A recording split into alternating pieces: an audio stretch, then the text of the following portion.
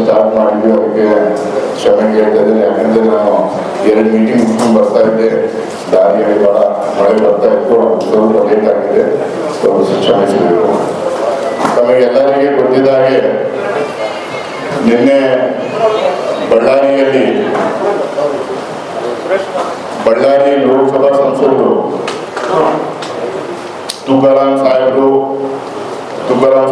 ಮನೆ ಮತ್ತೆ ಆಫೀಸಲ್ಲಿ, ಕೂಡ್ಲಿಗಿ MLA ಶ್ರೀನಿವಾಸ್ ಅವರ ಮನೆಯಲ್ಲಿ, ಕಂಪ್ಲಿ ಗಣೇಶ್ ಕಂಪ್ಲಿ ಕುರುಗೋಡು ಕ್ಷೇತ್ರದ MLA ಶಾಸಕರು ಅವರ ಮನೆಯಲ್ಲಿ, ಮತ್ತೆ ಬಳ್ಳಾರಿ ನಗರ ಶಾಸಕರು ಭರತ್ ರೆಡ್ಡಿ ಅವರ ಮನೆಯಲ್ಲಿ ಮತ್ತು ಆಫೀಸಲ್ಲಿ ED ರೇಟ್ಸ್ ಆಗಿರುವುದು ತಮಗೆಲ್ಲರಿಗೂ ಗೊತ್ತಿದೆ.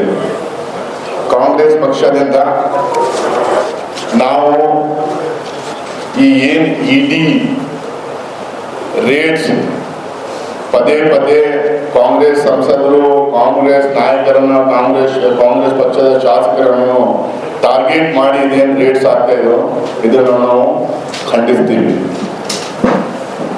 ಇದು ಬರೇ ಬಳ್ಳಾರಿಗೆ ಸಂಬಂಧಪಟ್ಟಂಗೆ ಇಡೀ ದೇಶದಲ್ಲಿ ಇದೇ ತರ ಲಾಸ್ಟ್ 10-11 ವರ್ಷದಿಂದ ಇದೇ ತರ ಆಗ್ತಾ ಇದೆ. ನಿನ್ನೆ ಆಗಿರೋ ED ರೇಟ್ಸ್ ಅಲ್ಲಿ ಒಬ್ಬ ST ಸಂಸದರು ಒಂದು 25-30 ವರ್ಷದಿಂದ ರಾಜಕೀಯದಲ್ಲಿದ್ದಾರೆ, ಸುಮಾರು ಸಲ MLA ಆಗಿದ್ದಾರೆ, ಮಂತ್ರಿ ಆಗಿದ್ರು, ಇವಾಗ ಸಂಸದರು ಆಗಿದ್ದಾರೆ. ಒಂದು ಕಪ್ಪು ಚುಕ್ಕಿ ಕೂಡ ಇಲ್ಲ ಅವ್ರ ಮೇಲೆ, ಒಂದು ಸ್ಕ್ಯಾಮ್, ಒಂದು ಸ್ಕ್ಯಾಂಡಲು ಇಲ್ಲ, ಎಲ್ಲೂ ಅವ್ರ ಮೇಲೆ ಯಾವತ್ತೂ ಒಂದು ಕಂಪ್ಲೇಂಟು ಇಲ್ಲ. ಬಹಳ ಅಪ್ರೈಟ್ ಪೊಲಿಟಿಷಿಯನ್, ಬಹಳ ಆನೆಸ್ಟ್ ಮತ್ತೆ ಸಿನ್ಸಿಯರ್ ಪೊಲಿಟಿಷಿಯನ್ ಅಂದ್ಬಿಟ್ಟು ಇಡೀ ಡಿಸ್ಟ್ರಿಕ್ಕಿಗೆ ಅಲ್ಲ, ಇಡೀ ನಮ್ಮ ರಾಜ್ಯದಲ್ಲಿ ಒಂದು ಹೆಸರು ಮಾಡ್ಕೊಂಡಿದ್ದವರು ನಮ್ಮ ಪರಿಶಿಷ್ಟ ಜಾತಿಯ ಪರಿಶಿಷ್ಟ ಪಂಗಡ ಸಮುದಾಯಕ್ಕೆ ಸೇರಿದವರು ತುಕಾರಾಂ ಸಾಹೇಬರು. ಅದ್ರ ಜೊತೆಯಲ್ಲಿ ಕಂಪ್ಲಿ ಗಣೇಶ್ ಅವರು, ಇನ್ನೊಂದು ST ಶಾಸಕರು ಶ್ರೀನಿವಾಸ್ ಅವರು ಡಾಕ್ಟರ್ ಆಗಿ ತುಮಕೂರದಲ್ಲಿ ಅವಾಗಲೇ ದೊಡ್ಡ ಕ್ಲಿನಿಕ್ ಹಾಸ್ಪಿಟಲ್ ಎಲ್ಲ ಇಟ್ಟು ಆ ತುಮಕೂರಲ್ಲಿ ಮತ್ತೆ ಕೂಡ್ಲಿಗಿ ಭಾಗದಲ್ಲಿ ಜನರಿಗೆಲ್ಲ ಸೇವೆ ಸಲ್ಲಿಸಿದವರು. ಅವರು ಕೂಡ ST ಸಮುದಾಯಕ್ಕೆ ಸೇರಿದವರು. ಅವರು ಅದ್ರ ಜೊತೆಯಲ್ಲಿ ನಮ್ಮ ಕಂಪ್ಲಿ ಗಣೇಶ್ ಅವರು 2ನೇ ಸಲ MLA, ಅದಕ್ಕಿಂತ ಮುಂಚಿತವಾಗಿ ಬಹಳ ಆಕ್ಟಿವ್ ಪಾರ್ಟಿಯಲ್ಲಿದ್ದು, ಅವರು 2ನೇ ಸಲ MLA ಆದರೂ ಕೂಡ ಅವ್ರ ಮೇಲೆ ಯಾವುದೇ ತರಹದ ಕಂಪ್ಲೇಂಟ್, ಯಾವುದೇ ತರಹದ ಇಶ್ಯೂ, ಯಾವುದೇ ತರಹದ ಸ್ಕ್ಯಾಂಡಲ್ ಇವತ್ತು ನಾವು ಕೇಳು ಬರಲಿಲ್ಲ, ನಮಗೆ ನೋಡೋಕ್ಕೂ ಆಗಿಲ್ಲ, ಎಲ್ಲೂ ಏನು ಕಂಪ್ಲೇಂಟ್ ಇದ್ದಂಗೆ ಅವರು ಪಬ್ಲಿಕ್ ಲೈಫಲ್ಲಿ ಕೆಲಸ ಮಾಡ್ಕೊಂತ ಬಂದಿದ್ದಾರೆ. ಆಮೇಲೆ ನಮ್ಮ ನಗರ ಶಾಸಕರು ಭರತ್ ರೆಡ್ಡಿ ಅವರು, ಅವರಿಗೆ ಈಗಾಗಲೇ ಅವರು MLA ಆಗಿದ್ದಿಂದಲೇ ಅವರಿಗೆ ಭಾರತೀಯ ಜನತಾ ಪಾರ್ಟಿ ಅವರು ಟಾರ್ಗೆಟ್ ಮಾಡಿ ಇದು 2ನೇ ಸಲ ಅವ್ರ ಮೇಲೆ ED ರೇಟ್ಸ್ ಮಾಡಿಕೊಂಡದ್ದು. ಅವ್ರದ್ದು ಹಳೆ ಬಿಸ್ನೆಸ್ ಅವೆಲ್ಲ ಇದೆ, ಆದ್ರೂ ಯಾವತ್ತು ಅವ್ರ ಫಾದರ್ ಆಗ್ಲಿ ಅವರಾಗ್ಲಿ ಅವ್ರ ಮೇಲೆ ಯಾವತ್ತು ಯಾವ ಕಂಪ್ಲೇಂಟ್ಸ್ ಇರಲಿಲ್ಲ. ಯಾಕೆ ಇವರು SC ST OBC ಸಮುದಾಯಕ್ಕೆ ಸೇರಿದ ಎಲ್ಲ ರಾಜಕಾರಣಿಗಳಿಗೆ, ಸ್ಪೆಷಲಿ ಕಾಂಗ್ರೆಸ್ ಪಕ್ಷದಲ್ಲಿ ಇದ್ದಿರೋ ಪಬ್ಲಿಕ್ ರೆಪ್ರೆಸೆಂಟೇಟಿವ್ ಟಾರ್ಗೆಟ್ ಮಾಡ್ತಾರೆ. ಲಾಸ್ಟ್ ಎಲೆಕ್ಷನ್ ಅಲ್ಲಿ 2 ವರ್ಷ ಹಿಂಗಡೆ ಎಲೆಕ್ಷನ್ ಆದಾಗ, ಅಸೆಂಬ್ಲಿ ಎಲೆಕ್ಷನ್ ಆದಾಗ ಇಡೀ ರಾಜ್ಯದಲ್ಲಿ ಶೆಡ್ಯೂಲ್ ಕಾಸ್ಟ್ ಟ್ರೈಬ್, ಪರಿಶಿಷ್ಟ ಪಂಗಡದ ಜನಾಂಗದವರು ಎಲ್ಲ ಸೇರಿ ಒಂದ್ ಕಡೆ ಆಗಿ ಕಾಂಗ್ರೆಸ್ ಪಕ್ಷಕ್ಕೆ ವೋಟ್ ಕೊಟ್ಟಿರುತ್ತಾರೆ. ನಮ್ಮ ಪಕ್ಷದಲ್ಲಿ ಪರಿಶಿಷ್ಟ ಪಂಗಡದಿಂದ ಗೆದ್ದು ಬಂದಿರೋ ನಂಬರ್ ಇದೆ, ಯಾವತ್ತೂ ಯಾವುದೇ ಎಲೆಕ್ಷನ್ ಕೂಡ ಅಷ್ಟೊಂದು ಜಾಸ್ತಿ ನಂಬರ್ ಅಲ್ಲಿ ಆ ಕಮ್ಯುನಿಟಿಯಿಂದ ಒಂದೇ ಪಕ್ಷದಲ್ಲಿ ಗೆದ್ದು ಬಂದಿರೋರಲ್ಲ. ಈ ಸಲ ಬಂದಿರ್ತಾರೆ. ನಮ್ಮ ಪಾರ್ಟಿಯಲ್ಲಿ ಪರಿಶಿಷ್ಟ ಪಂಗಡದ ಲೀಡರ್ಶಿಪ್ ಗ್ರೋ ಆಗ್ತಾ ಇದೆ. ಬಳ್ಳಾರಿ, ರಾಯಚೂರು, ಚಿತ್ರದುರ್ಗ ಏರಿಯಾದಲ್ಲಿ ಒಳ್ಳೆ ಆ ಕಮ್ಯುನಿಟಿಯಿಂದ ಲೀಡರ್ಶಿಪ್ ಬರ್ತಾ ಇದೆ ಅಂದ್ಬಿಟ್ಟು ಕಂಟಿನ್ಯೂಸ್ಲಿ ಆ ಜಾತಿಯಿಂದ ಬಂದಿರೋ ಎಲ್ಲ ನಾಯಕರ ಮೇಲೆ ED ರೇಟ್ಸ್ ಆಗ್ಲಿ, ಅವ್ರಿಗೆ ಅವ್ರ ವಿರುದ್ಧ ಷಡ್ಯಂತ್ರ ಮಾಡೋದಾಗ್ಲಿ, ಅವ್ರ ವಿರುದ್ಧ ಕಾನ್ಸ್ಪಿರಸಿ ಮಾಡಿ ಅವ್ರಿಗೆ ಡಿಸ್ಕ್ರೆಡಿಟ್ ಮಾಡೋ ಕೆಲಸವನ್ನು ಭಾರತೀಯ ಜನತಾ ಪಾರ್ಟಿ ಮಾಡ್ತಾ ಇದೆ. ನಾಗೇಂದ್ರ ಅವರ ಮೇಲೆ ಕಾನ್ಸ್ಪಿರಸಿ ಆಯಿತು, ನಮ್ಮ ಸರ್ಕಾರದವರೇ ಮುಖ್ಯಮಂತ್ರಿ ಅವರು ಮತ್ತು ನಾವೆಲ್ಲ ಸೇರಿ ಹೇಳಿದಿವಿ, ನೀವು ರಿಸೈನ್ ಮಾಡಿ ಹೊರಗಡೆ ಬರಲಿ, ಇಂಪಾರ್ಷಿಯಲ್ ಎನ್ಕ್ವೈರಿ ಆಗಲಿ ಅಂದ್ಬಿಟ್ಟು. ನಮ್ಮ ಸ್ಟೇಟ್ ಇಂದ SIT ಕಾನ್ಸ್ಟಿಟ್ಯೂಟ್ ಮಾಡಿದ್ರು. SIT ದಲ್ಲಿ ಅವರಿಗೆ ಕ್ಲೀನ್ ಚೀಟ್ ಬಂದಿದೆ. ಅದರಲ್ಲಿ ಕ್ಲಿಯರ್ ಆಗಿ ಆಫೀಸರ್ಸ್ ಇನ್ವಾಲ್ವ್ ಆಗಿದ್ರು, ಎಂಪ್ಲಾಯೀಸ್ ಇನ್ವಾಲ್ವ್ ಆಗಿದ್ರು, ಮಂತ್ರಿಗಳು ಎಲ್ಲೂ ಇನ್ವಾಲ್ವ್ ಆಗಿಲ್ಲ ಅಂದ್ಬಿಟ್ಟು ಬಹಳ ಕ್ಲಿಯರ್ ಆಗಿ ಬಹಳ ಸ್ಪಷ್ಟವಾಗಿ SIT ಅಲ್ಲಿ ಬಂದಿದೆ. ಆದ್ರೂ ಅದಕ್ಕೆ ಮತ್ತೆ ಪಾರ್ಲಿಮೆಂಟ್ ಎಲೆಕ್ಷನ್ಗೆ ಲಿಂಕ್ ಮಾಡಿ ಈ ED ರೇಟ್ಸ್ ಅನ್ನು ಇವರು ಮಾಡಿದ್ದಾರೆ. ನಾವು ಬಳ್ಳಾರಿಯಲ್ಲಿ ಮತ್ತೊಂದ್ಸಲ ಪಾರ್ಲಿಮೆಂಟ್ ಅಲ್ಲಿ ನಾವು ಗೆದ್ದು ಬಂದಿದ್ದಕ್ಕೆ ಅವ್ರಿಗೆ ಅಷ್ಟೊಂದು ದುಃಖವಾಗಿದ್ರೆ ನಾವೇನ್ ಮಾಡೋಕ್ಕಾಗಲ್ಲ. ಬಳ್ಳಾರಿ ಯಾವತ್ತಿಗೂ ಕಾಂಗ್ರೆಸ್ನ ಒಂದು ಭದ್ರಕೋಟೆ ಆಗಿತ್ತು. ಮಧ್ಯದಲ್ಲಿ ಒಂದೆರಡು ಸಲ ನಾವು ಸೋತಿರ್ಬೋದು, ಆದ್ರೆ 1952 ಇಂದ ತಗೊಂಡು ಇಲ್ಲಿವರೆಗೆ ಲಗಾತಾರ್ ಕಾಂಗ್ರೆಸ್ ಗೆದ್ಕೊಂಡು ಬಂತು.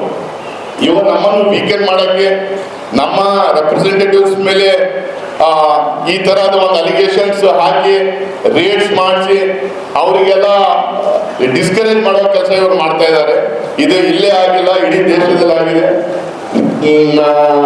10-11 ವರ್ಷದ ನಾವು ED, IT, CBI ಇತಿಹಾಸ ನೋಡಿದ್ರೆ ಯಾವ ತರ ಇವರು ಅದಕ್ಕೆ ದುರುಪಯೋಗ ಮಾಡ್ತಾ ಇದ್ದಾರೆ ತಮಗೆಲ್ಲರಿಗೂ ಗೊತ್ತಾಗಿದೆ. ಯಾವ ತರ ಮಹಾರಾಷ್ಟ್ರದ ಸರ್ಕಾರ ಬಿದ್ದೋಯ್ತು, ಯಾವ ತರ ಅಜಿತ್ ಪವಾರ್ ಮೇಲೆ ಕೇಸ್ ಮಾಡಿದ್ರು, ಯಾವ ತರ ಶಿಂಡೆ ಮೇಲೆ ಕೇಸ್ ಮಾಡಿದ್ರು, ಆಮೇಲೆ ಯಾವ ತರ ಅಲ್ಲಿ NCP ಮತ್ತೆ ಶಿವಸೇನಾಗೆ ಸ್ಪ್ಲಿಟ್ ಮಾಡಿ ಸರ್ಕಾರವನ್ನು ಬಿಡಿಸಿ ತಂದೆ ಸರ್ಕಾರ ಮಾಡೋದು ತಮಗೆಲ್ಲರಿಗೂ ಗೊತ್ತಿದೆ. ಮತ್ತೆ ಇದೇ ಪ್ರದೇಶದಲ್ಲಿ ಸಂಯುಕ್ತ ಸರ್ಕಾರ ಇರಬೇಕಾದ್ರೆ ನಮ್ಮ MLAs ಮೇಲೆ ಕೇಸಸ್ ಹಾಕಿ ಅವರಿಗೆ ಹೆದರ್ಸಿ ಅವರಿಗೆ ದುಡ್ಡು ಕೊಡ್ತೀವಿ ಅಂದ್ಬಿಟ್ಟು ED ಮುಖಾಂತರ IT, CBI ಮುಖಾಂತರ ಬ್ಲಾಕ್ ಮೇಲ್ ಮಾಡಿ ಕರ್ಕೊಂಡು ಹೋಗಿ ಸರ್ಕಾರವನ್ನು ಬಿಡಿಸಿ ಸರ್ಕಾರವನ್ನು ಮಾಡುವಂತ ಕೆಲಸ ಅವರು ಮಾಡಿದ್ರು. ಅದಾದ್ಮೇಲೆ ಎಲೆಕ್ಷನ್ಸ್ ತಮಗೆಲ್ಲರಿಗೂ ಗೊತ್ತಾಗಿದೆ. ಇವತ್ತವರಿಗೆ 193 11 ವರ್ಷದಲ್ಲಿ 193 ED ಕೇಸಸ್ ಆಗಿದೆ. ಆ 193 ED ಕೇಸಸ್ ಅಲ್ಲಿ 98% ಅಪೋಸಿಷನ್ ರಾಜಕಾರಣಿಗಳ ಮೇಲೆ ಆಗಿದೆ.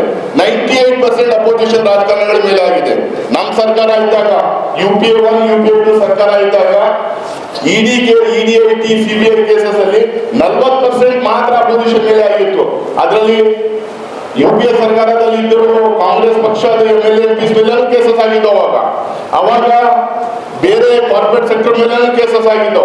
ಅವಾಗ ನಮ್ದೇ ಸರ್ಕಾರ ಇದ್ದಾಗ 2G ಕೇಸ್ ನಾವೇ ಮಾಡಿಸಿದೀವಿ.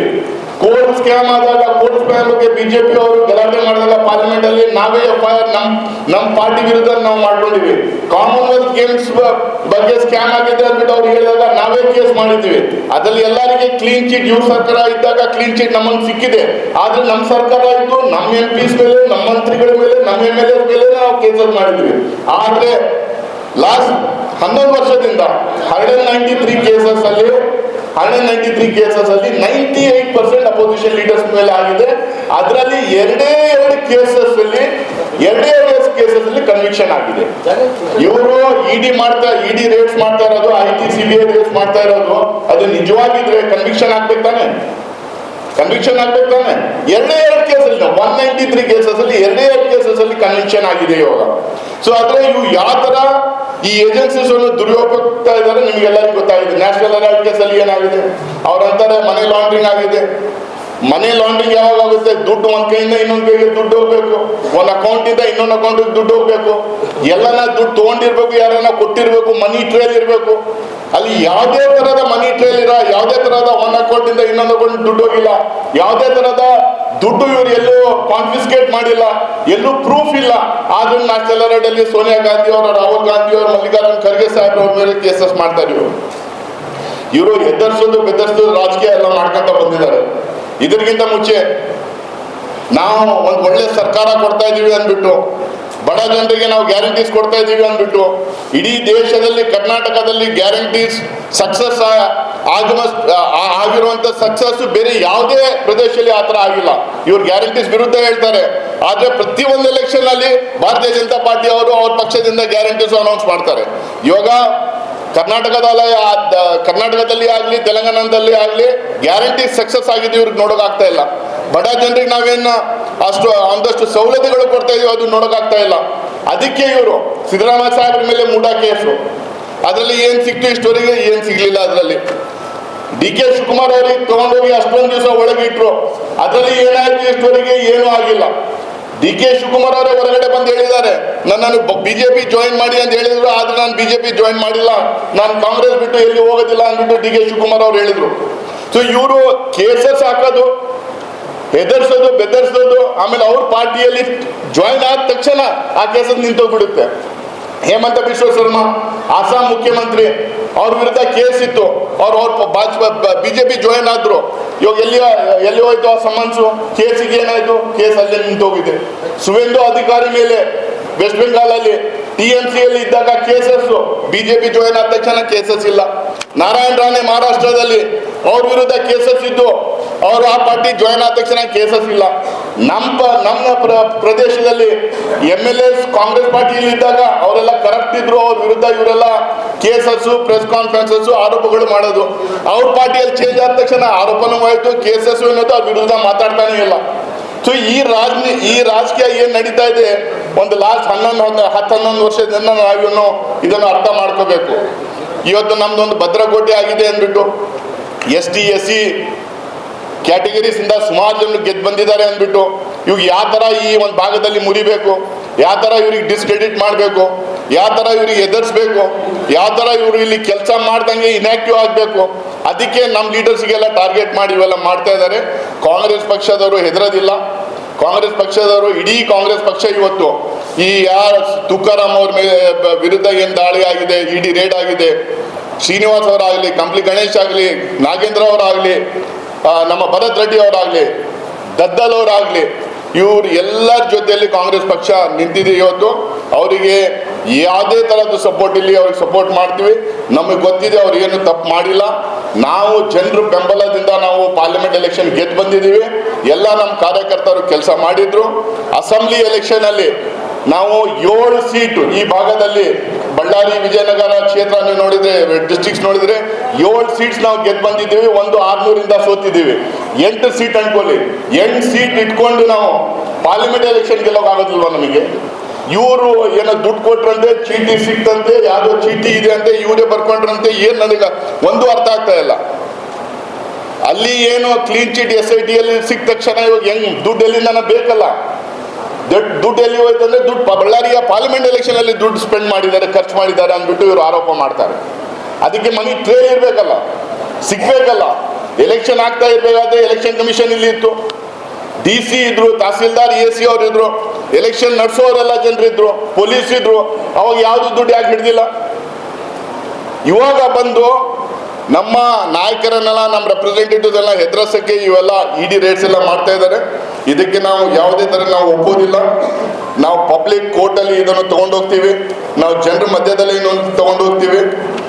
ಇವರು ಏನು ED IT ಮತ್ತು CBI ದುರುಪಯೋಗ್ತಾ ಇದ್ದಾರೆ, ಅದು ಪದೇ ಪದೇ ನಾವು ಎಕ್ಸ್ಪೋಸ್ ಮಾಡೋ ಕೆಲಸನ ಮಾಡ್ತಾ ಇದೀವಿ. ನಾವೇನು ಎಕ್ಸ್ಪೋಸ್ ಮಾಡೋದು, ಅದನ್ನು ಸುಪ್ರೀಂ ಕೋರ್ಟ್ ಅವರೇ ಹೇಳ್ಬಿಟ್ಟಿದ್ದಾರೆ. ಮೊನ್ನೆ ನನಗೆ ಅನ್ಸಿದ್ದು 15-20 ದಿವಸ ಹಿಂದ್ಗಡೆ ಸುಪ್ರೀಂ ಕೋರ್ಟ್ ಅವರು ಯಾವುದೋ ಒಂದು ಕೇಸಲ್ಲಿ ಅವ್ರಿಗೆ ಹೇಳಿದ್ದಾರೆ, you are crossing your limits ಅಂದ್ಬಿಟ್ಟು EDಗೆ ಹೇಳಿದ್ದಾರೆ. You are crossing your limits, you should be within your limits, within your boundaries ಅನ್ನೋದು ಮಾತು ಸುಪ್ರೀಂ ಕೋರ್ಟ್ ಅವರು EDಗೆ ಹೇಳಿದ್ದಾರೆ. ಸೊ ಇವಾಗ ಅವರು ಕೈಗೊಂಬೆ ಆಗಿ ಅವ್ರು ಕೆಲಸ ಮಾಡ್ತಾ ಇದ್ದಾರೆ. ನಮ್ಮದು ಟೈಮ್ ಬರುತ್ತೆ, ನಾವು ಅವಾಗ ಯಾವ ಥರ ಇಂಪಾರ್ಷಿಯಲ್ ಆಗಿ ಕೆಲಸ ಮಾಡ್ಬೇಕು ಅವಾಗ ತೋರಿಸ್ತೀವಿ. UPI ಟೈಮಲ್ಲಿ ನಾವು ತೋರಿಸಿದ್ದೀವಿ, ಅವರು ಆರೋಪ ಮಾಡಿದ್ದಕ್ಕೆ ನಮ್ಮದೇ ಜನರ ಮೇಲೆ ನಾವು ಕೇಸಸ್ ಹಾಕಿದ್ದೀವಿ. ನಾವು ಸರ್ಕಾರದಲ್ಲಿ ಇದ್ದಾಗ ನಾವು ಕೇಸಸ್ ಹಾಕಿದ್ದೀವಿ. ಇವ್ರ ಸರ್ಕಾರ ಇದ್ದಾಗ ಅವ್ರಿಗೆ ಕ್ಲೀನ್ ಚಿಟ್ ಸಿಕ್ಕಿದೆ. CBI ಕೋರ್ಟ್ 2G ಸ್ಕ್ಯಾಮ್ ಅಲ್ಲಿ ರಾಜಾಗೆ ಕ್ಲೀನ್ ಚಿಟ್ ಕೊಟ್ಟಿದ್ದಾರೆ. ಕಾಮನ್ವೆಲ್ತ್ ಗೇಮ್ಸ್ ಅಲ್ಲಿ ಕ್ಲೀನ್ ಚಿಟ್ ಸಿಕ್ಕಿದೆ. ಮನಮೋಹನ್ ಸಿಂಗ್ ಅವರಿಗೆ ಕೋಲ್ ಸ್ಕ್ಯಾಮ್ ಅಲ್ಲಿ ಕ್ಲೀನ್ ಚಿಟ್ ಸಿಕ್ಕಿದೆ. ಕ್ಲೀನ್ ಚಿಟ್ ಸಿಕ್ಕಿದಾಗ ನಾವು ಸರ್ಕಾರದಲ್ಲಿ ಇರಲಿಲ್ಲ, ಅವ್ರ ಸರ್ಕಾರದಲ್ಲಿ ಇದ್ದಾಗ ನಮಗೆ ಕ್ಲೀನ್ ಚಿಟ್ ಸಿಕ್ಕಿದೆ. ಬಟ್ ನಮ್ಮ ಸರ್ಕಾರದಲ್ಲಿ ಇದ್ದಾಗ ನಾವು ಅವ್ರ ಮೇಲೆ ಕೇಸಸ್, ನಮ್ಮ ಜನರ ಮೇಲೆ ನಾವೇ ಕೇಸಸ್ ಹಾಕಿದ್ದೀವಿ. ಈ ತರ ಸರ್ಕಾರ ಕೆಲಸ ಮಾಡಬೇಕು. ನೀವೆಲ್ಲ ಮಾಧ್ಯಮದವ್ರು ಇಲ್ಲಿದ್ದೀರಾ. ಲಾಸ್ಟ್ 10 years ಅಲ್ಲಿ 44 ಕೇಸಸ್ ಮೀಡಿಯಾ ಹೌಸಸ್ ಮೇಲೆ ಆಗಿದೆ. ED ರೇಟ್ಸ್ ಆಗಿದೆ, IT ರೇಟ್ಸ್ ಆಗಿದೆ, 44 ಮೀಡಿಯಾ ಹೌಸಸ್ ಮೇಲೆ ಆಗಿದೆ. 18 ಜರ್ನಲಿಸ್ಟ್ ಮನೆಗಳಲ್ಲಿ ED ರೇಟ್ಸ್ ಆಗಿದೆ. ಇವ್ರು ಯಾರಿಗೆ ಬಿಡಲ್ಲ. ನೀವು ಅವ್ರ ಪರವಾಗಿ ಮಾತಾಡಲಿಲ್ಲ ಅಂದ್ರೆ ನಿಮ್ಮ ಮೇಲೆ ಇವ್ರು ರೇಟ್ ಮಾಡೋರು. ನಿಮ್ ಮೀಡಿಯಾ ಹೌದದ್ ಅವ್ರ ಪರವಾಗಿ ಡಿಬೇಟ್ಸ್ ನಡೆಸಿಲ್ಲ, ಅವ್ರು ಹೇಳ್ತಿರೋ ಅಜೆಂಡಾ ಟಿವಿಗಳಲ್ಲಿ ನಡೆಸಿಲ್ಲ ಅಂದ್ರೆ ನಿಮಗೂ ಬಿಡೋದಿಲ್ಲ ಇವರು. ಈ ಲಾಸ್ಟ್ 10 years ಅಲ್ಲಿ ಅದೂ ಆಗಿದೆ, ನೋಡಿದ್ವಿ. ರಾಜಸ್ಥಾನ ಎಲೆಕ್ಷನ್ ಮುಂಚೆ 44 ರೇಟ್ಸ್, ಕರ್ನಾಟಕ ಎಲೆಕ್ಷನ್ ಮುಂಚೆ 83 ರೇಟ್ಸ್, ಮಹಾರಾಷ್ಟ್ರ ಎಲೆಕ್ಷನ್ ಮುಂಚೆ 118 ರೇಟ್ಸ್. ಅದೇ ಎಲೆಕ್ಷನ್ ಬಂದ ತಕ್ಷಣ ಅಪೋಸಿಷನ್ ಪಾರ್ಟಿಯಲ್ಲಿ ಯಾರು ಎಂ ಎಲ್ ಎಸ್ ಕ್ಯಾಂಡಿಡೇಟ್ ಆಗೋ ಚಾನ್ಸಸ್ ಇರ್ತಾವ ಅವ್ರ ಮನೆಗೆಲ್ಲ ರೇಟ್ಸ್.